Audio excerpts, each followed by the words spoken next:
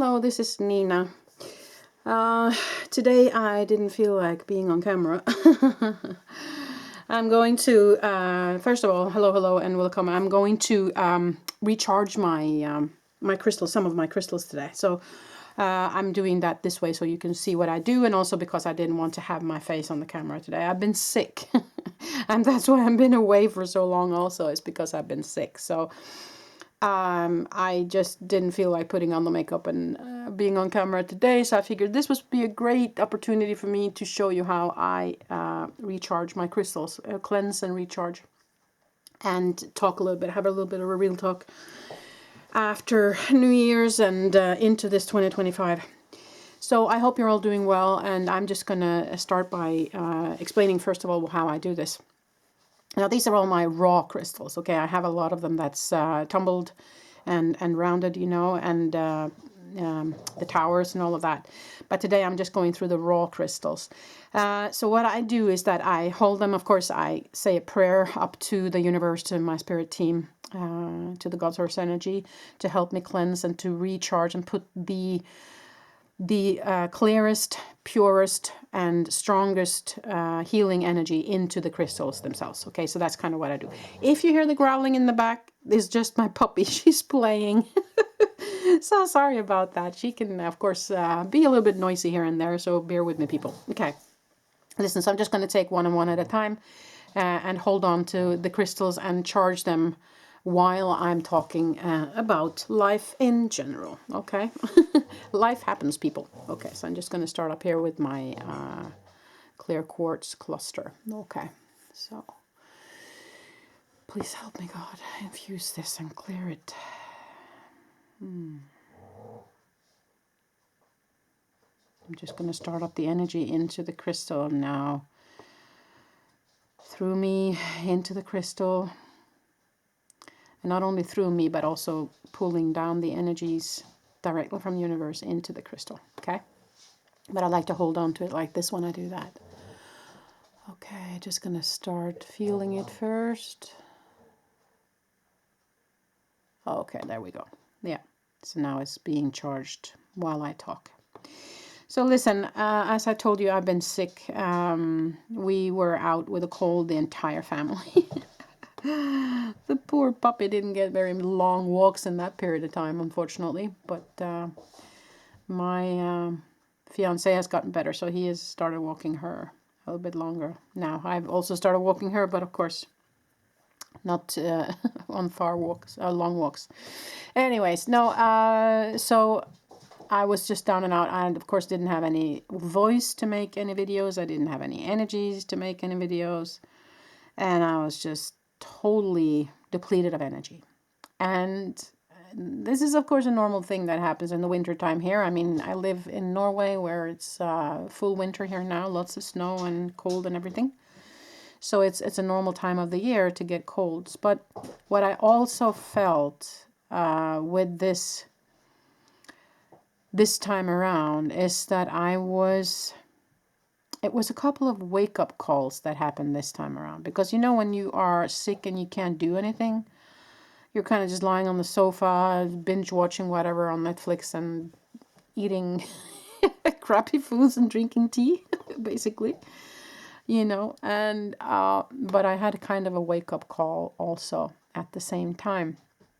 There was a couple of things that I saw was going on with me, especially, and maybe also in a general energy kind of thing. Because, I mean, when I see what's going on in the world, I see all of the things going on the political arena, with the planet, you know, shaking off energies in different ways, whether it be, you know, earthquakes or volcanoes, you know, stuff like that, with hurricanes and bad weather.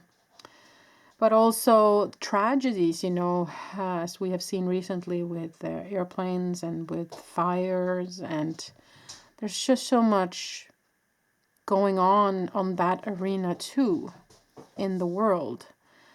And I see, however, especially those who have been affected by the fires in Los Angeles. I see people who are being interviewed. They all come back to the same thing, more or less. And that is that it's just things. We are alive. We have each other. It was just things. Yes, there are things we're going to miss. Yes, there are things we wish we could keep. But things nonetheless. And so they are, yes, puppy. And so they are coming back to the heart space. They're coming back to the soul space. They're coming back to what really matters. And that's the positive thing in all of this that's happening, is that people are finding back their way into their soul and into what matters, what's important in life. And that's kind of the thing that I have been feeling as well, because when I get sick, sometimes my anxiety starts flaring up again. It's because my body is reacting to the illness. Because when I was really, really having severe panic attacks, my body shut down totally. And so whenever my body gets sick again, it's reminded of that situation somehow, and then the anxiety kind of flares up a little bit. And so I've been having some rough days. And yeah, it was in that time that I kind of course, let it just rip through my body, because it just needs to be felt, right? It just needs to be felt through. But I after that happened, I very quickly got into the energy of gratitude. Okay. I started thinking about all the things that is working with my life, in my life. What I can be proud of doing. I don't know if everybody knows, maybe not the new viewers, but those of you following me for a while know that I have an autoimmune disease. And of course, on top of the panic attack and anxiety and CFS, chronic fatigue syndrome. So I had to stop working. And that has been difficult for me, because I wanted so much to give, I wanted so much to continue doing the work. I was a teacher for psychic mediumship and healing and stuff like that. And I have lots of clients for healing and readings and all that. I was working at the LWISSD, which is Lisa Williams School. I took a master teacher education there, so that I worked together with her and other teachers on teaching others on how to become psychics and mediums and stuff. So, the career was kind of going smooth, and I was doing great, and all of a sudden all of this hit me at once. And so it was so severe that I was sofa bound. I couldn't move.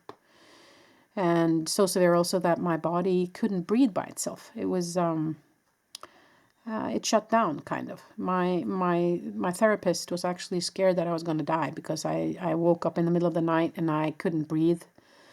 Woke up choking, kind of, and so I had probably very little energy in my physical form at that time. It was more on the outside of the body.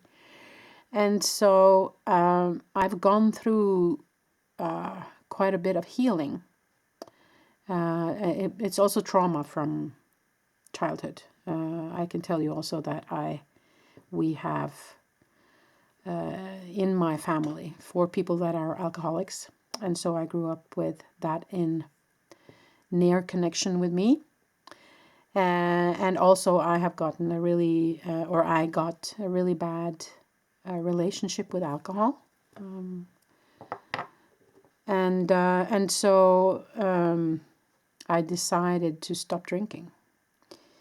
And many people wouldn't call me an alcoholic, but when you feel like you lose control, no matter whether if it's once, or if it's every weekend, or if it's once a month, or whatever, how often it is, if you feel like you're having an unhealthy relationship with alcohol, then it's time to stop. And that is also where, for me at least, I understand that from now being a part of the AA for some time, I understand that it is actually a kind of alcoholism.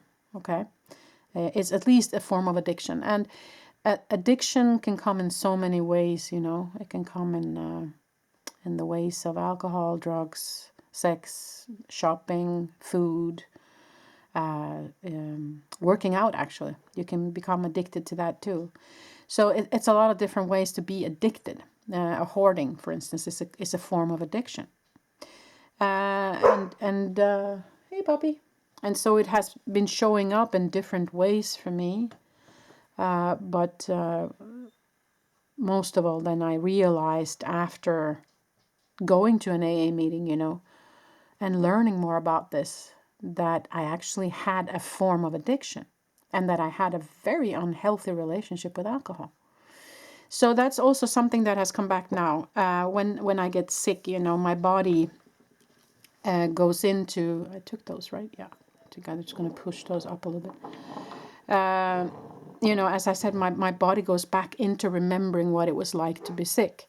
And the alcohol problem or addiction was part of that also. So all of this has kind of come up to the surface with this last sickness that I had. Okay. So very emotional this time for me. And I have spent a lot of time going inwards, allowing emotions to come up, you know, that I have been taught by my therapist.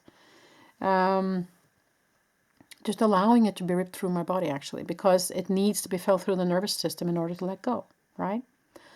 So that's what I've been doing. And from all of this, after doing all of that, that's when I kind of got into, but listen, hey, you have so many things in your life that are so beautiful. Yes, you can't work right now. Yes, you have an addiction problem. Yes, you have an autoimmune disease. Yes, you can't do all the stuff you want to do. But I have a roof over my head. I have food in my refrigerator. I have 2 beautiful children that I made myself, and 3 also beautiful children that was not made by me, but it's also part of this family. I have a beautiful fiance. I have a puppy. I have a cat. I have lots of cards, you know. I have painting equipment. I have a warm bed I can lie in at night. I live, you know, we don't own this house. We rent this house, but it's a beautiful house out in the countryside. You know, a red house with white trimming, a typical Norwegian house in the forest. We're kind of the last house in the valley before the forest. So I'm living in this beautiful place with nature all around me. I'm so lucky, you know, and it just hit me. Wow, I'm so lucky. Yes, there's been stuff going on in my life. Yes, I've had lots of trauma that I needed to clear out. Yes, I've had my fair share of obstacles, you know, my losing a lot of friends lately, and an ex who died in an accident last year and all that. Yes, it's been rough, you know, but that's part of the human life, you know, it's just part of the journey. And so I just started looking at all the stuff that's going well and all the stuff that I can be grateful for. We don't need to be, I just have to pet the puppy a little bit too. We don't need to be rich in money to be successful, or rich in money, or have a beautiful car and own our own house and everything to be happy, you know? And you know, I live in a country, and especially in a place here where I live, which is close to the main capital of Norway. And in this place where I live, there's actually a lot of rich people that live.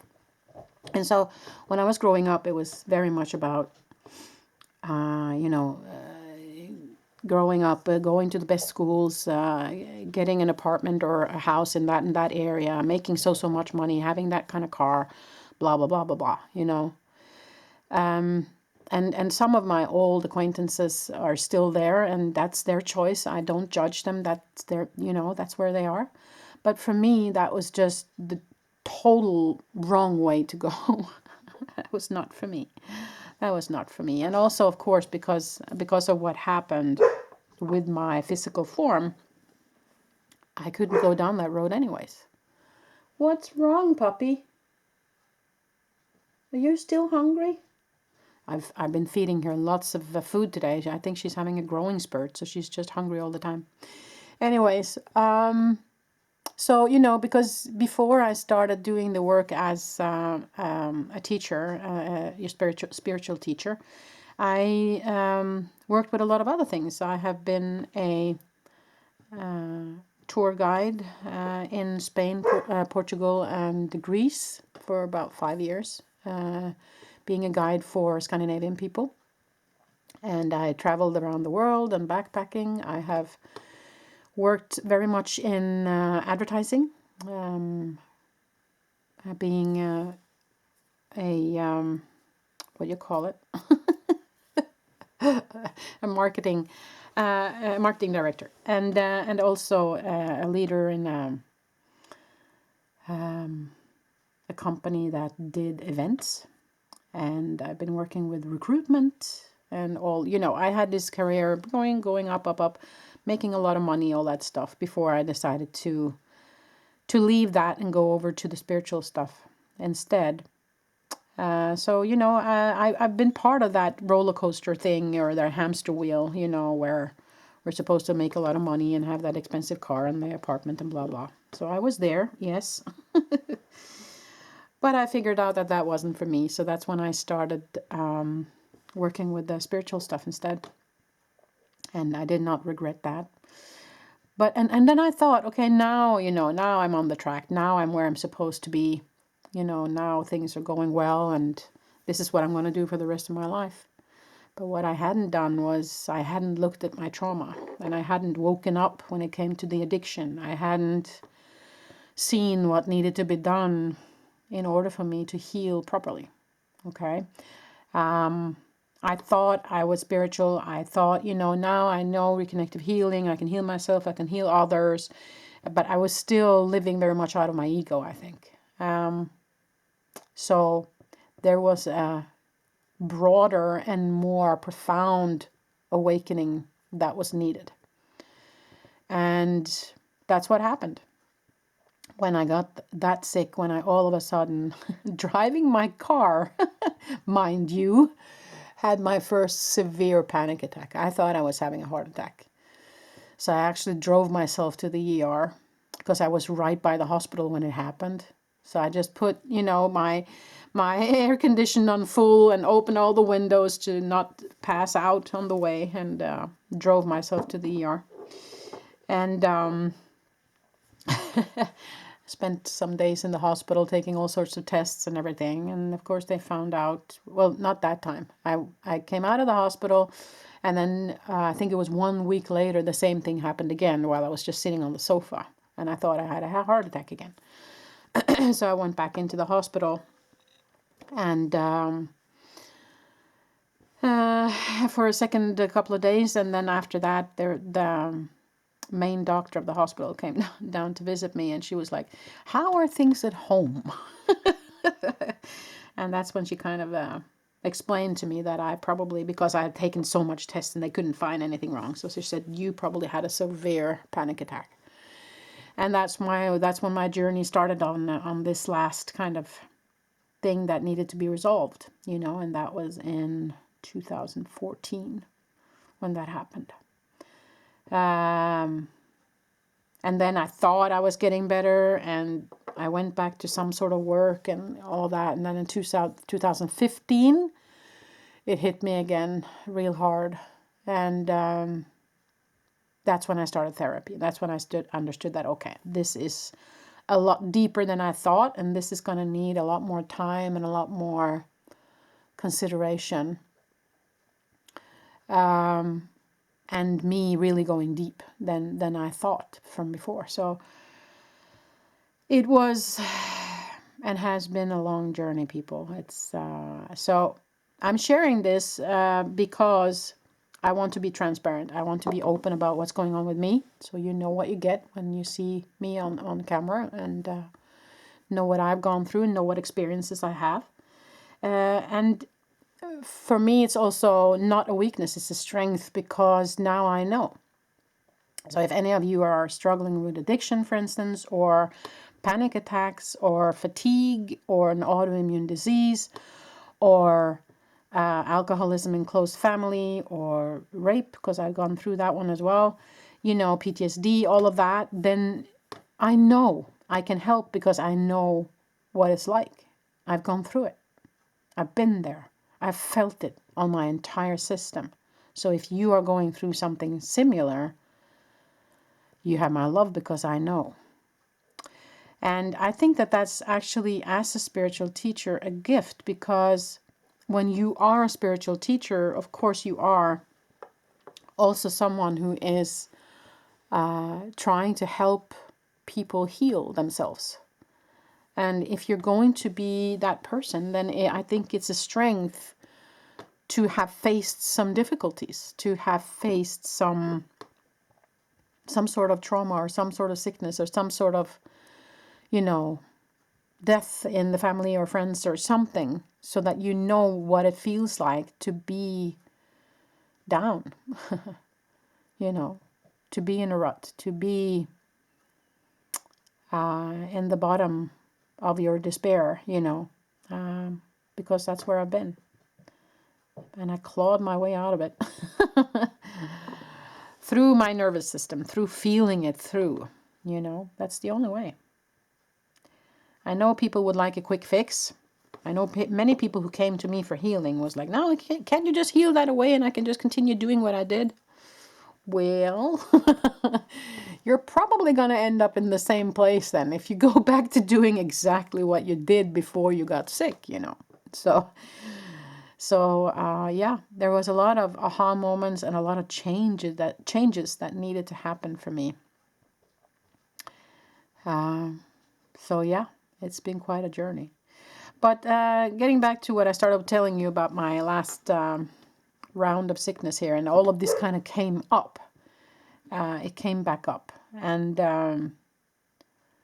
I needed to look at it again, and I needed to feel through it again, and it just threw me right into gratitude, and I was so happy and surprised to see that, actually, that I no longer go into the hamster wheel of the ego saying, oh, everything is so bad, and oh, poor me, you know, all that. Yes, you can feel it for a while. You should, you know, allow yourself to feel self-pity. There's nothing wrong with that. Allow yourself to feel sorry for yourself, because that will also put you into a situation where you probably take better care of yourself, where you brew yourself a good cup of tea and you just hurtle up in your sofa with blankets and soft cushions and take care of yourself, you know. So that's a good thing. But we won't, you know, if ego keeps driving you back into poor me, poor me, poor me, poor me, then I think it's time to kind of get that wake up call that pulls you out of it a little bit. And so I was just so happy to see that my ego didn't drag me back into that. My soul and higher self took me into gratitude instead. And that was such a beautiful thing and a beautiful lesson for my human self to see. A beautiful experience for me to have. That was kind of the outcome of this last sickness that I had, where I was kind of, I couldn't breathe. So I couldn't sleep because I couldn't breathe through my nose. Sorry. I'm just going to have some water.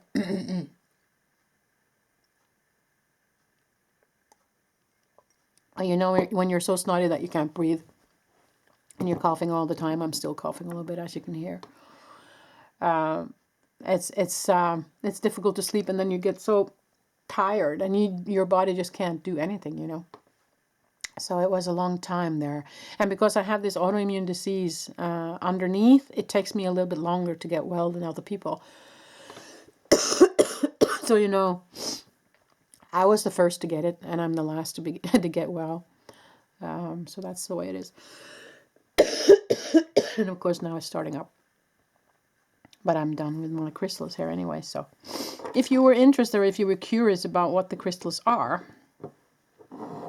I can tell you right away here, if you can see them. So this one is actually a emerald calcite. emerald calcite. And this one is a burnt citrine, raw burnt citrine. And these two are green fluorite. And then I have a snow quartz here. And then I have a, what do you call it? Oh my Jesus. It will come to me. You probably know. You're probably screaming into the screen now. It's that, Nina!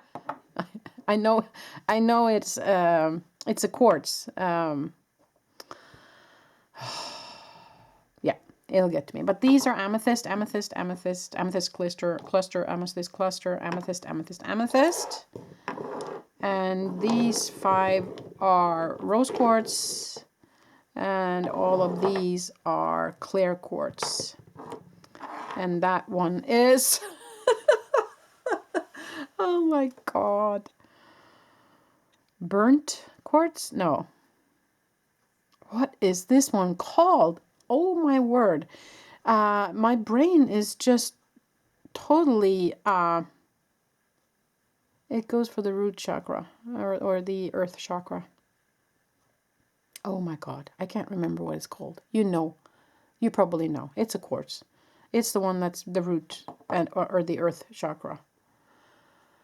Burnt, isn't it burnt quartz? I don't remember.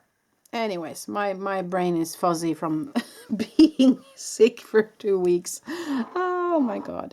Anyways, okay, so this was just a little short show and tell, of course, of my crystals and how I recharge them. I cleanse them and recharge them every now and then. Sometimes I put them on a tray and I put them outside in the sun. Not for very long, though. If you put the, especially rose quartz, I have experienced, if you put them in the sun too long, they will actually become a little bit less colorful. But anyways, or you can also put them out in moonlight if you want to do that. I have a whole bunch of other crystals which are tumbled, but I'm not going to show you all of those. Not right now anyways. There are just so many, and it's yeah, I haven't really found a good system on how to store them. So anyways, no, so that was just a little show and tell of how to cleanse or clear crystals, and also a little bit of real talk from me regarding stuff that's been going on for me. If you have any questions regarding anything I've talked about today, if you are struggling yourself with any form of addiction or any form of sicknesses, feel free to comment in the comment section, or go over onto Instagram and you will find, I'm not very active on Instagram, but you can send me messages through Instagram. That's kind of why I have it. And every now and then I share. I don't have many followers over there, but it's not like I use a lot of time over there anyway. So, but it's a way to contact me if you need me. Because I haven't put out my email here. I probably should have, but anyways, yeah. I'm rambling, sorry. Anyways, people, I hope that you're doing well. I hope that this video reaches you, and that you are interested in this and interested in listening to me. I have a lot of videos coming out soon, hopefully, regarding energy. As I said, I'm going to take you on a little bit of a journey where we explore the energies a little bit more. So I'm looking forward to that. And I will also make a video about how to enhance your channeling. I think that's the last one in that series, if I'm not mistaken, but I'll find that out. But anyways, people, thank you so much for listening to all my rambling and looking at all my crystals and stuff. It feels good to be able to be honest and transparent with you about what's going on with me, where I'm coming from, what I've been through, so you know. Yeah, and that was pretty much it, people. Thank you so much for participating today. Till the next time I see you.